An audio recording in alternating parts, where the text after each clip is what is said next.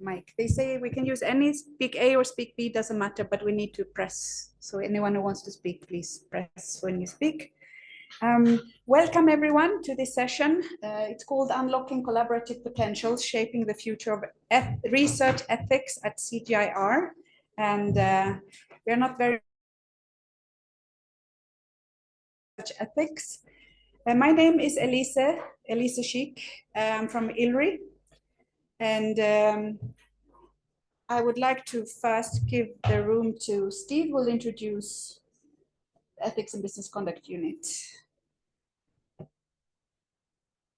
Good afternoon, everyone, and nice to have you here. So my name is Steve Correa, and I work with the Ethics and Business Conduct team based at the ASO. We have our colleagues online as well. Alexandra Moyaz, who is our director and our boss. I am here representing the rest of the team that's far and wide. Alex is in Greece. We have Joelle as well, who's the Ethics and Research Associate, and she's based in Montpellier. They're with us online. They're with us in spirit. So thank you and welcome, everyone. And with that, we go to Josephat Otieno. Thank you all for coming. My name is Josephat Otieno. I work with ILRI.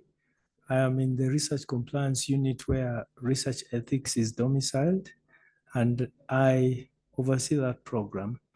So on part-time basis, I'm one of the 2 research ethics senior officers with EBC at CGIAR. So welcome. And I already said my name is Elise Schick. I'm a senior scientist at ILRI. I lead our vaccine development work for 2 diseases that affect cattle and goats, 80% of my time, but I'm with Josephat, a research ethics senior officer at EBC, for 20% of my time. We've just started this role, and we are starting this conversation, hopefully here now with you. What is the role of research ethics at CGIAR level? We will give a short introduction of what do we mean with research ethics. I think most people here have a clue what it is, but still so that we're all on the same page. And then we'll have a little panel discussion here. Shall we introduce the panelists already maybe? Can we start with Yvonne? Hello, good afternoon. My name is Yvonne Pinto. I'm the Director General of IRI, RICE. Hello, everybody. I'm Juan Lucas Restrepo. I'm the Director General of the Alliance of Biodiversity International and CIAT. Happy to be here. Hello, everyone. I'm Aparna Das. I'm the Technical Program Manager for the Global Maize Program in CIMMYT, and I'm also the Chair of the CIMMYT Ethics Research Committee.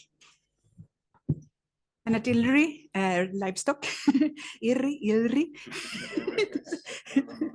It's not so easy. Yeah, I'm also the IREC chair. So that's why I'll also be a panelist here first. But let's start with a short introduction of the theme today, research ethics. So just to give you this overview, research ethics is probably encompassing even more details than this. We know that we are not going in depth in this slide, but still to highlight, for many people, research ethics is just research with human participants. And we want to highlight that yes, that's a very big part, but research ethics is a bigger topic than that.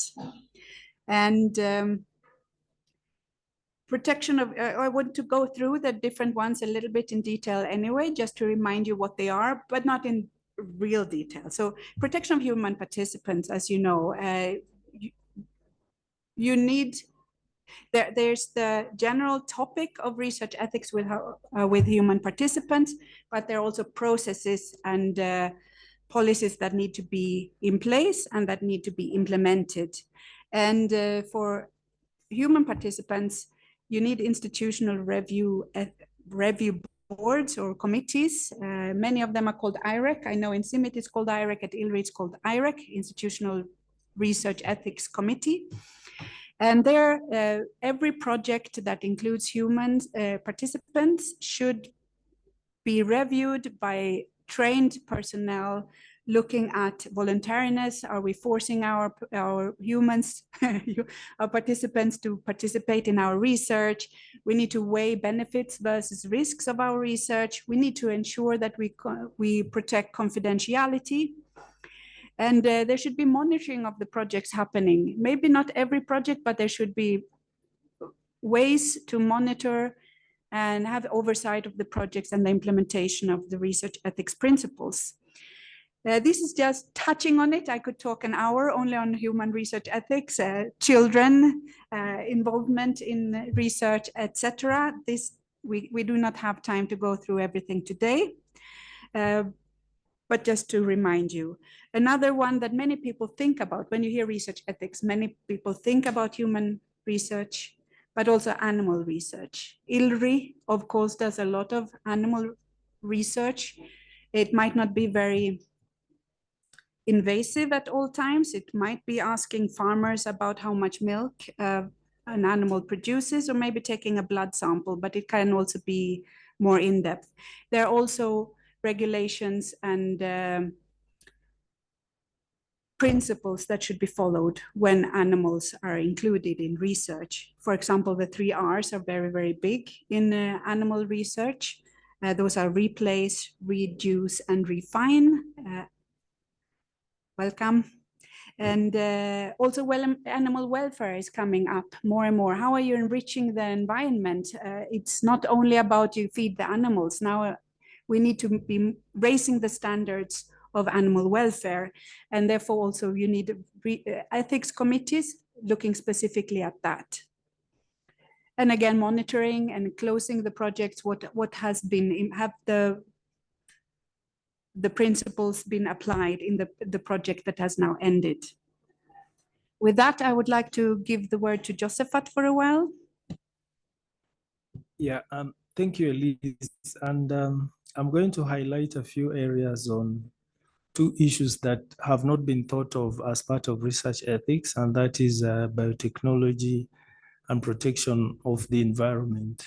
This ordinarily would go to institutional biosafety committees, if you have, and they focus mainly on the safety of the people and the safety of the environment. So this is recently coming out very strongly as part of research ethics, and that maybe institutions now need to think about how they assess the safety of their research to the humans and also to the environment.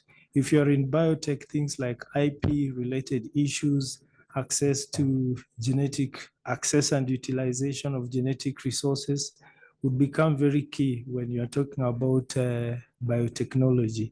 In the area of protection of environment, we also want to think about animals in terms of their sentinel. They have feelings, and therefore they may suffer pain as much as humans would.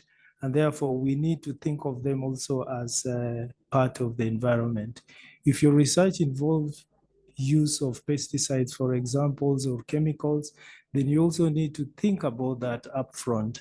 How would you work in a way that you reduce as much as possible the impact of whatever it is you're using in your research to the environment and to the people? Over to you, Elise.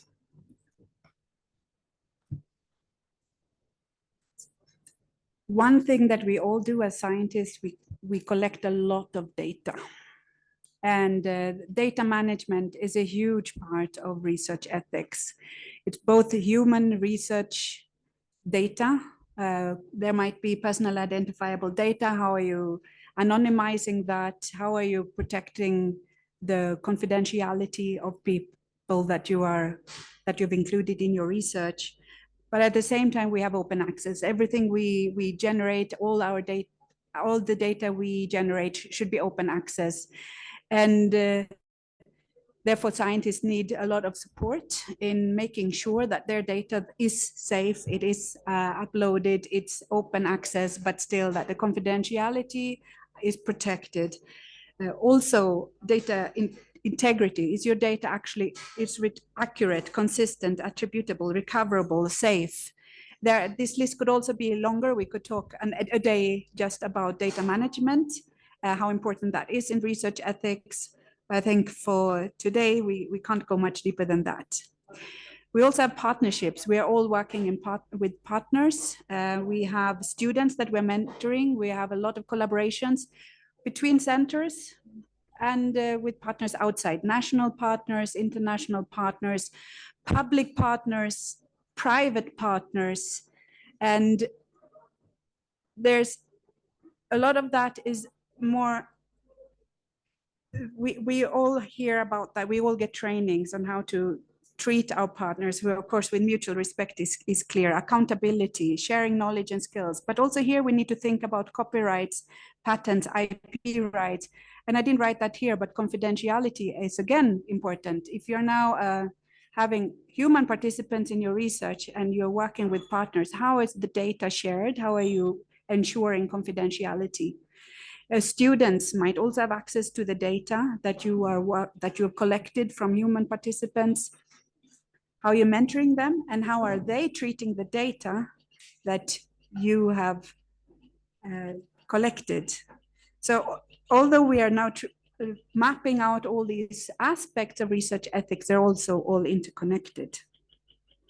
When it's time for publications, now again, we have the partnerships and collaborations that we need to take care of. Then research ethics includes there that you have original research, you're only publishing original research, peer-reviewed, authorship credit should preferably be looked at from the beginning of the partnership. Again, how are you protecting confidentiality? Copyrights, patents, IP rights, artificial intelligence, both for writing texts here, but also artificial intelligence could be put in many other of these areas here. How is artificial intelligence handled in research ethics? Yeah, and the other areas that research ethics should focus on is on scientific misconduct. And the point we want to bring out here is the fact that it does not promote the aims of research. You can imagine if you have your data out there and the data is not accurate, is not real. So even the end in mind that you have when you're beginning your research may not be achieved. So this is something that research ethics should take on board so that these things are taken care of before someone goes ahead to implement their research. All know research involves so many stakeholders and you want everybody on board. There should be a mechanism in which conflict of interest is looked at so that there is no secondary interest compromising the primary interest. Things to do with fraud and especially insider knowledge that is used in decision making, especially throughout the circle of research. So those things should be looked at from upfront so that they are captured, so that when the research is implemented, all things are taken care of well in advance.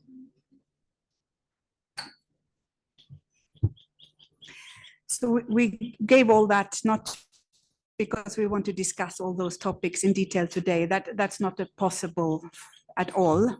We just wanted to highlight that research ethics is a big topic, and why is it all important?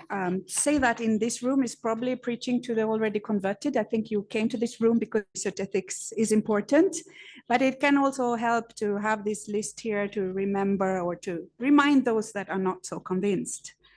Of course, we have to follow research ethics guidelines and principles to ensure responsible conduct of research. Do we want to safeguard human participants and animal subjects? We want to protect the environment, ensure high scientific standard. And I think this one is not always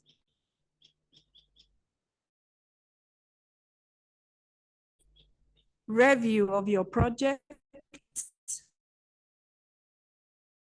that will go up because you have that discussion, and making sure that you have the right numbers of participants or animals or what you need to reach the ethical standards and the scientific standards that you wish to.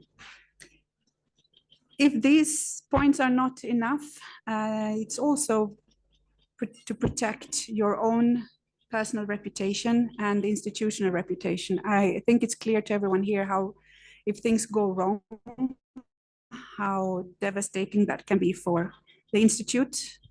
And of course, it's also legal requirements in all the countries where we are.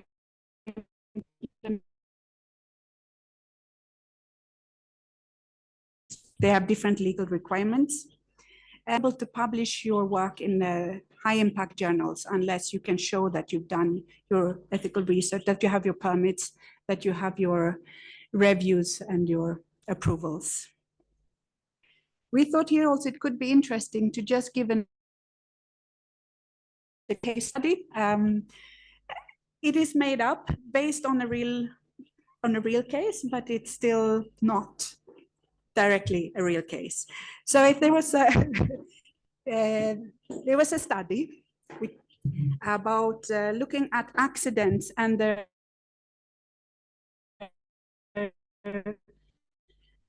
risk of accidents happening. Went to different workshops to talk to all the people working the carpentry research, in the carpentry workshop, to see what kind of accidents have happened and what were why did they happen. They had consent forms, of course. Consent forms are very important to ensure that they give information, and there's a lot of things that the consent forms fulfill. But then they found out that most of the people working in the workshops were under 18. No problem. We'd get the assent forms. You get an assent form that because these youngsters they were old enough to understand the questions and the research that was being done. So you give an assent form explaining exactly like a consent form what was done. And then you give a consent form to give the permission from the legal guardians. The street children, there are no parents to sign off here. I'd like to ask you, what should the scientists do now?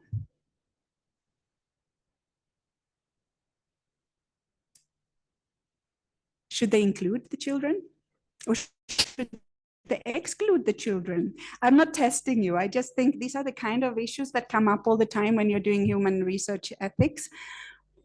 Does anybody want to? Yes.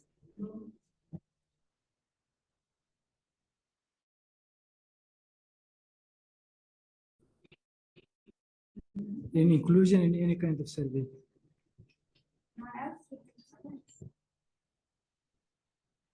I would still get consent from them, but also make a note that there is no parental guardian.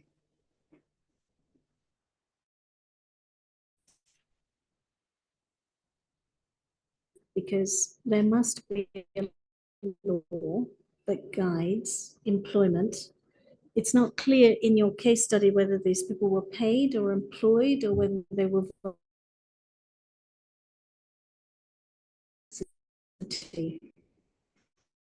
and then that would be an institutional issue rather than a research issue. That would expand the scope of the study, really. What is actually the working conditions? What's happening here, and does it fit legal? Now we will still do the research, and you'll still have to, maybe this has a big impact on the risk for these kids. Yes? Sorry if I may ask. So, I mean, context is so important. So who are the side? Or are they from the local university, or are they from, I mean, the local agencies? Maybe there are child protection services that would need to know to help these children. I think it is very different whether that is the case, or if it comes someone from a European university just wanting to learn stuff and, you know, for their own sake. So context is so much. Yeah, just to say that a scientist from any organization needs to understand, even if it's not part of their research, discipline the context he or she is working in terms of regulations, norms, etc. And that needs to dictate behavior. In some countries, you cannot access an indigenous community for any kind of research, and you would need to go through these very, very complex processes if you want to proceed. And you cannot say, oh, I'm just going to this community. I didn't know. I did not know. It's probably what is behind your tricky problem. We just need to be very careful that we need to always understand context. The I did not know doesn't cut. An excuse.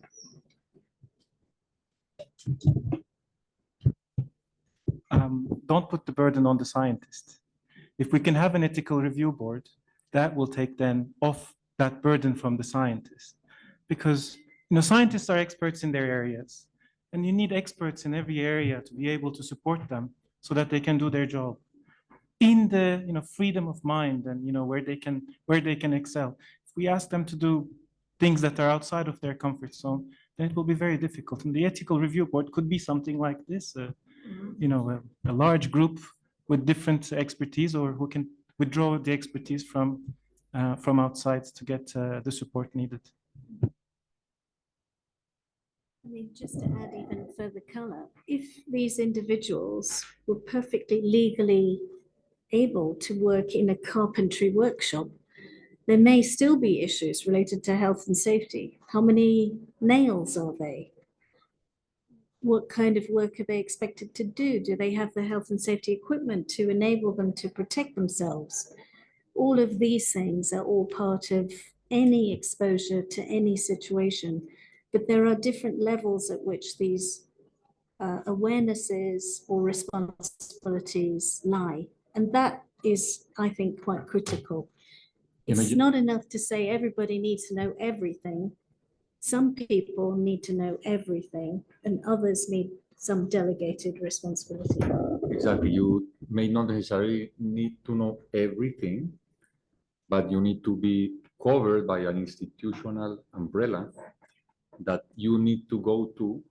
And that's the minimum understanding you need to have before going out of your university door or research center door to go and do research, because the responsibility is still there, even if you have institutional mechanisms to support and help the scientists assess what they can do and what they should not be doing. Thank you for all that.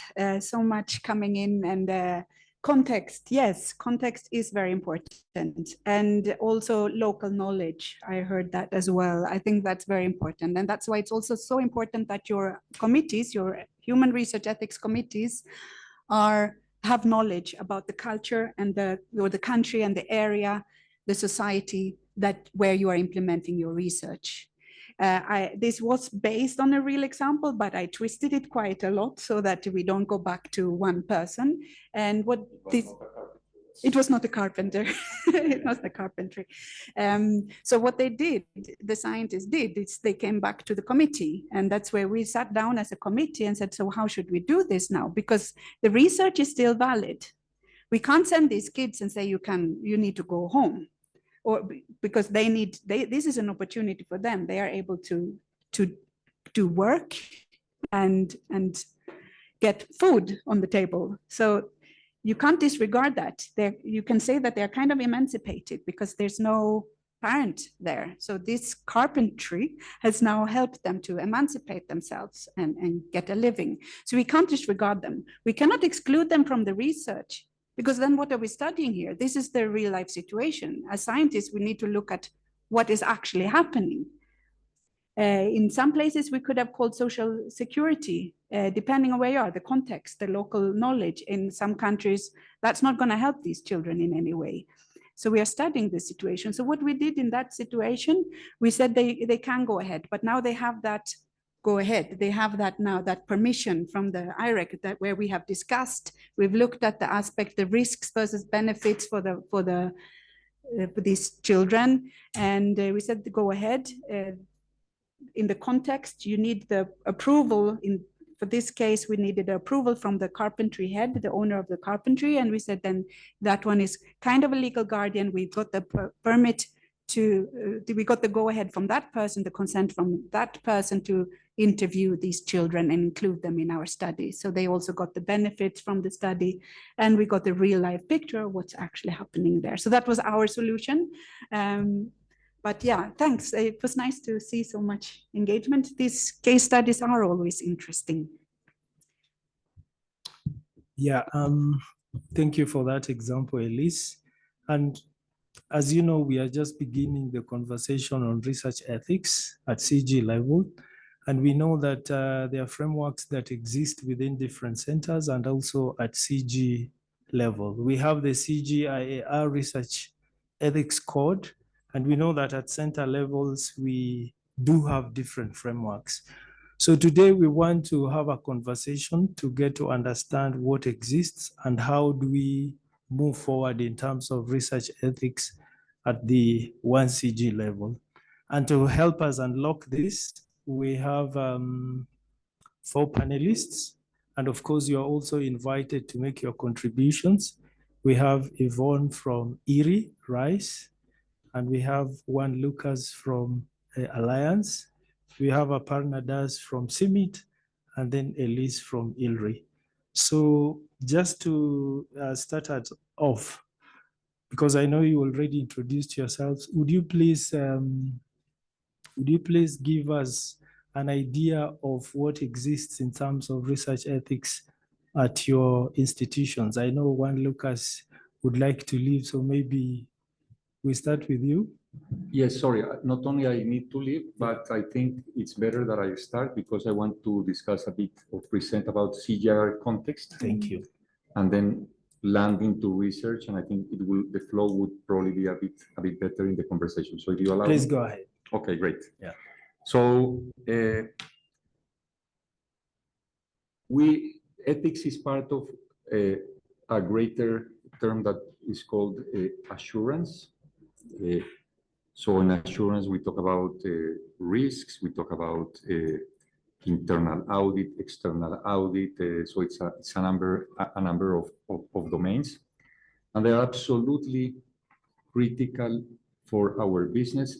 It's not just because it's a good thing to do or to have, but because it's essential to our work, CGIAR, and to everybody's sustainability. In the complexity of the world we live, you partner with somebody whom you see as trustworthy, as respectable, as meeting what your expected ethical standards, non-subject to corruption, fraud, etc., etc. So what I'm trying to say here is that the better we do as organizations in supporting higher assurance and higher standards in our organizations, the better we are for others, not only for ourselves. The better the trust is from your funder, the better the trust is from your implementing partner or the community you engage with. So this is something very, very important as a basis. At CGIAR, we have decades on the ground, and we've been building, and we heard about all of these frameworks. There is already a very significant level of assurance across those functions because we've been systematically dealing with our staff, with the communities we work with our funders, with our partners, etc. And we've been setting more and more rigorous standards, but not only standards, but how those are being overseen, implemented, audited, etc. So sometimes we see as if things are not good or not where they should be. No, we're in a good place. The thing is that we need to do better, as this is something dynamic, evolving, that will not stop. So there's not like a gold standard and you get there and then you're fine. It's gonna continue permanently. So in CGIAR, we came together through an integrated framework agreement as a partnership, and we agreed on a risk and oversight plan that all centers signed, that devised what we feel is a very robust combined assurance model. And combined assurance is adding assurance on top of assurance. So you have the centers, but we also feel that at the level of the partnership, we can check and support each other. And this is what we are building, and this is covering all of these functions. The second thing, going a bit lower down, ethics covers a huge domain, and it's even from the small grievances between two staff members that needs attention. Even a small grievance needs attention. It needs to be identified, supported, and resolved, as is fraud or sexual harassment or any kind of bullying, corruption, etc., etc. So it's a very wide spectrum. But what we, and this is all of us, CGIAR, have agreed in our risk appetite, risk categories, risk tolerance models, is that we have zero tolerance in terms of ethics and misconduct. Just to finalize on research ethics, and I'm looking at my phone because I'm going directly into the Alliance info graphs, etc. We, as our colleagues, we have established a center policy, but it's not only the policy, but the mechanism, the review boards, the contact points, the end. So any researcher, as I kind of signaled before, can work in an environment that is supportive of that work in terms of research ethics, and the domains of our policy are very similar to what we saw. Research results are clear reporting and dissemination of results needs an ethics lens, conflict of interest.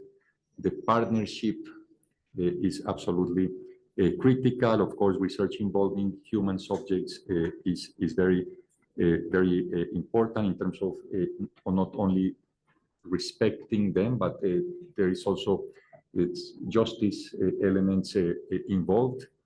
On research involving animals, this is the beauty of the partnership.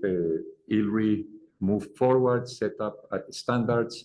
The Alliance also works because of our forage program with animals. We adapted, and we have very similar ways of addressing these issues. Modern biotechnology, environmental impacts, participatory research is absolutely critical in terms of ethics, and all of the elements related to access to genetic resources and also the associated local traditional community knowledge that we need to deal with in a very clear manner. So it's very important. It's something that where we are all advancing systematically.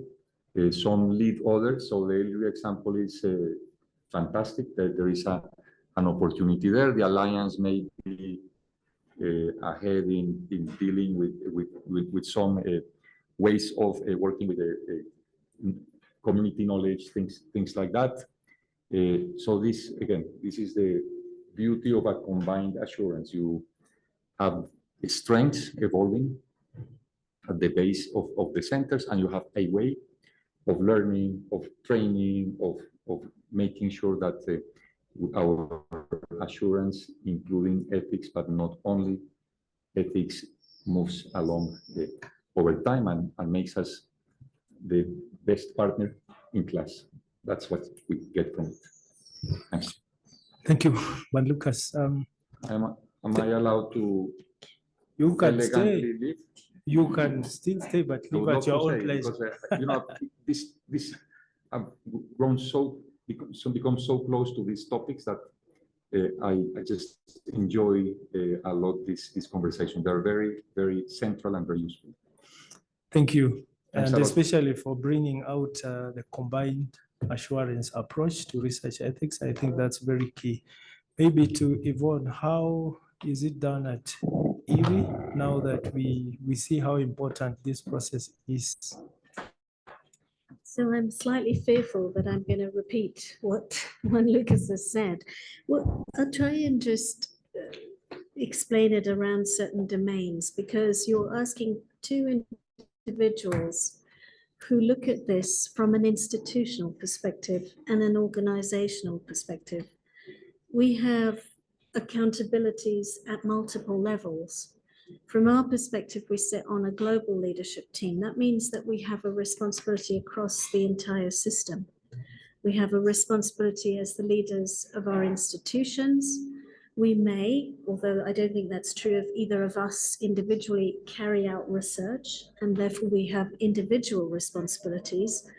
And the ecosystem in which we operate with our partners, we may need to hold our partners accountable for certain agreements in terms of ethics in general. So I think it's really important to identify that the way people think about this at different levels makes a difference. From the perspective of IRI, I think it's really important to say, again, reiterating what Juan Lucas said, it's always a case of continuous improvement, because new topics and conditions arise for which there may not be guidance, a policy, a framework, or even regulatory guidance. And so it's sometimes always really important that you need to revert to whomever are the authorities in order to get the latest information. So continuous improvement has to be in your mind. From my perspective, I like to think of it as an institutional piece, because I'm very rarely doing research individually, but at an institutional piece, there are four main elements.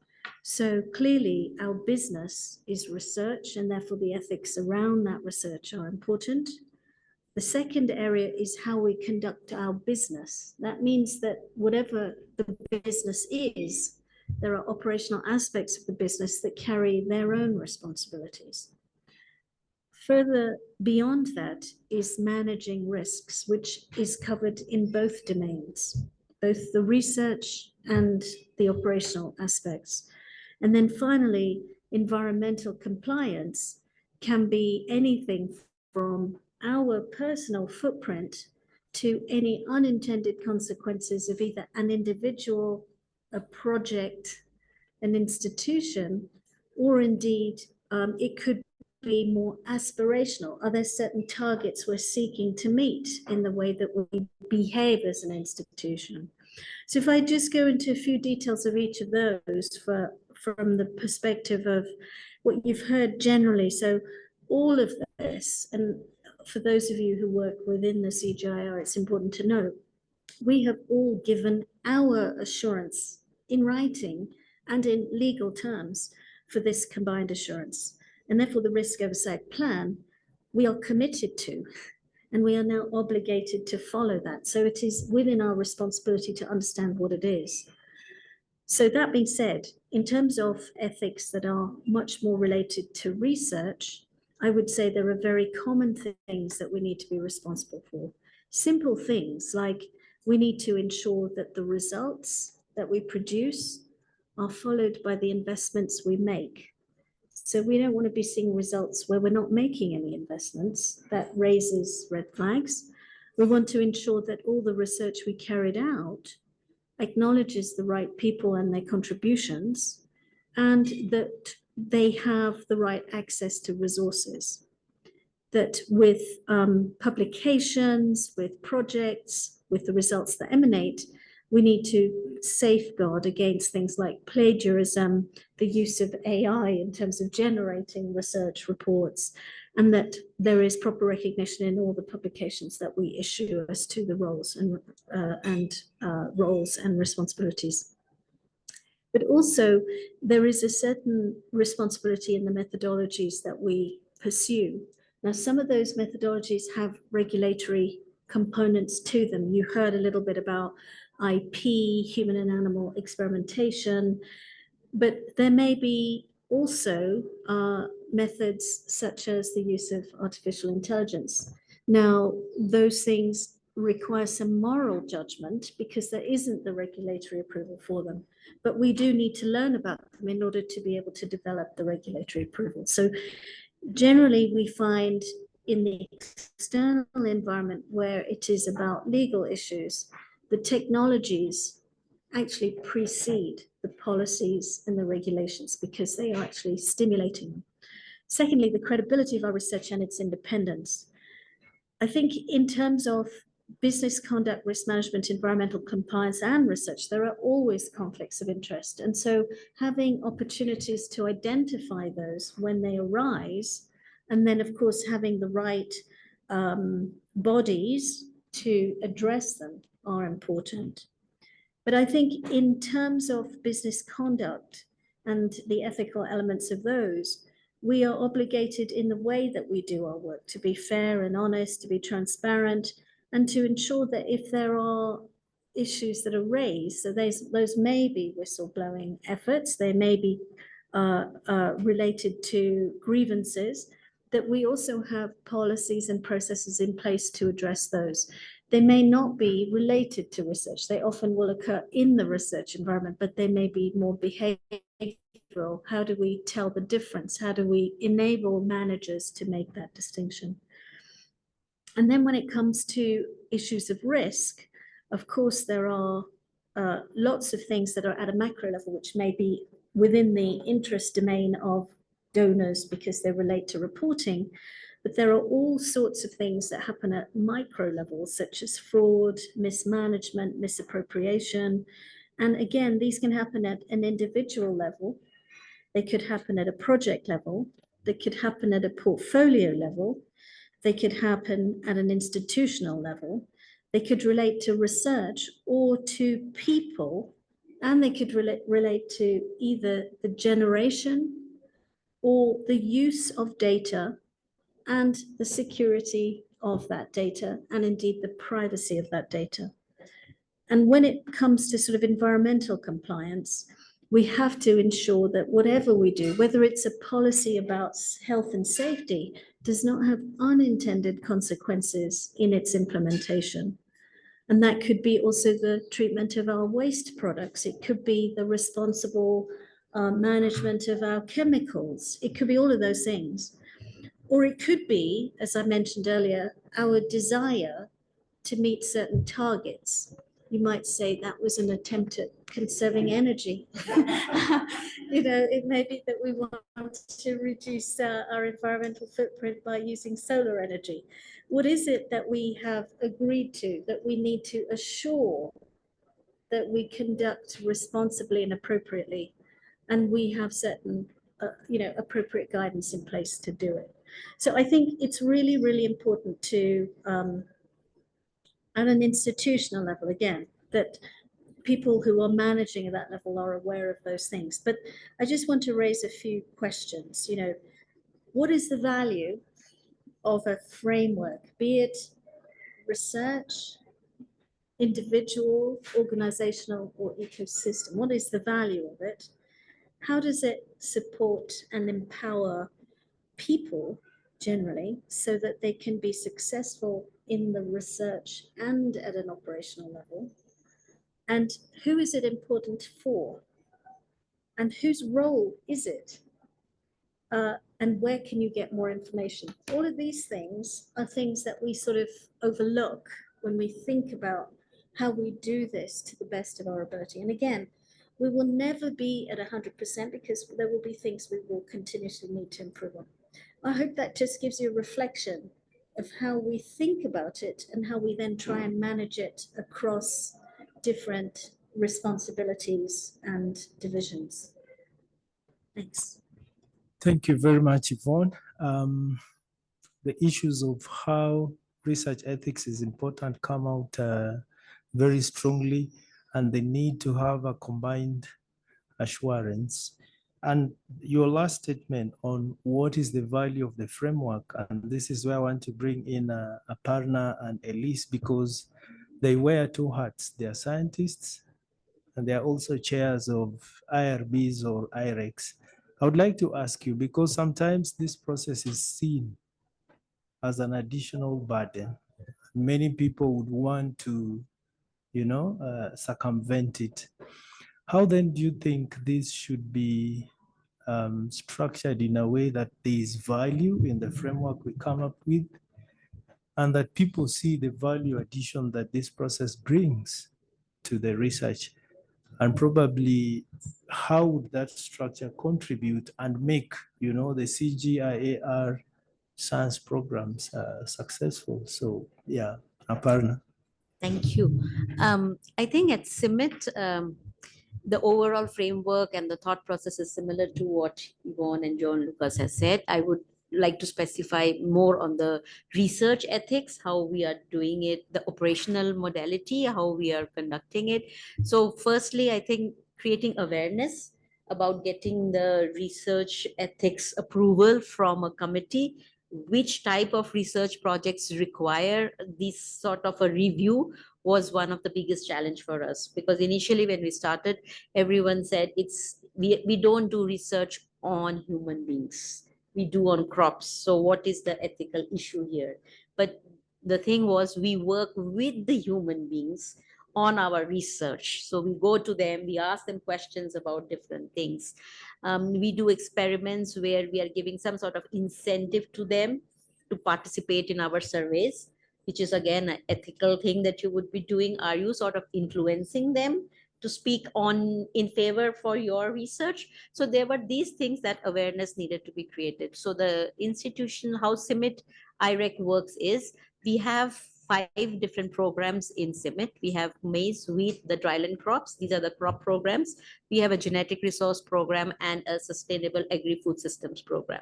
So they do their own research. So our committee has a chair, which is me, and we have representatives from each of these programs, 2 representatives from each of the program. Whenever, and we create awareness by doing seminars within the program and creating awareness to the scientists, when do they need to come to the ethics committee for their approval. So any research that is beyond the research station, that goes to the on-farm, the moment you start interacting with farmers and with the other consumers, agro-dealers, where there is a contact between your research and with the human profiles that are available, any such sort of project, or if it's a data-based project, needs an approval of the ethics committee. And as it needs the approval of the institutional ethics committee, and there is an in-country approval. So what the CIMMYT IREC does is, it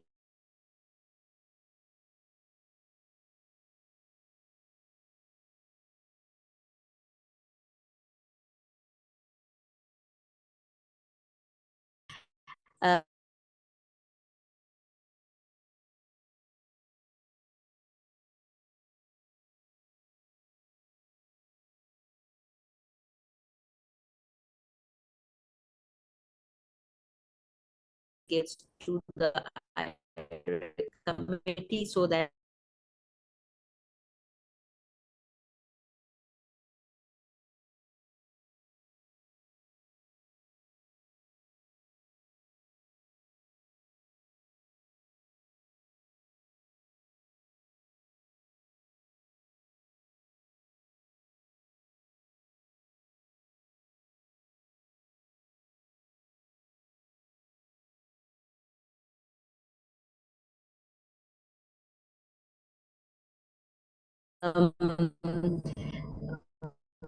once this review is done, we give feedback based on the reviewer's comments. We give the feedback back to the researcher on what are the changes they need to make. Like I can give an example where they were giving an incentive to the farmers on which is the hybrid they prefer to use, and for every response they were giving them a small packet of maize seeds.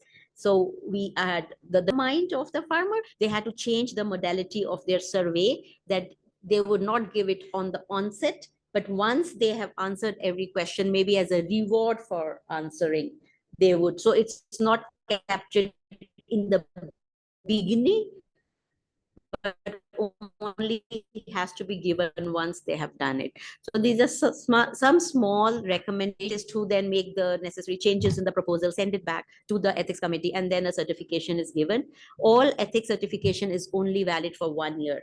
So even if it's a similar type of research you are doing, but there may be changes in context that you are doing. So if you are gone beyond that 1 year, you need to apply for approval again.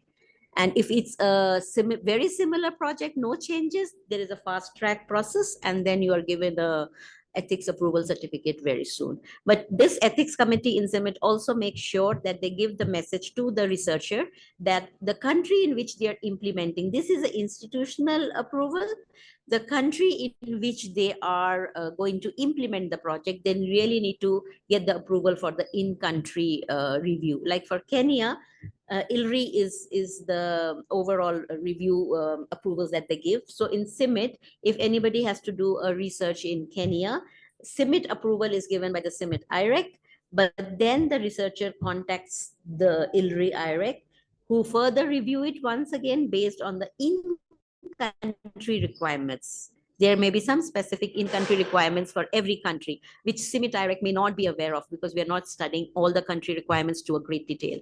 And once they have that certification, I think they can then go ahead with the research work. So people sometimes are not aware. They come back to us, can I get approval in retrospective? Because some journal refused to publish our findings as we did not have an IREC approval. So many of the scientists are now coming back to us.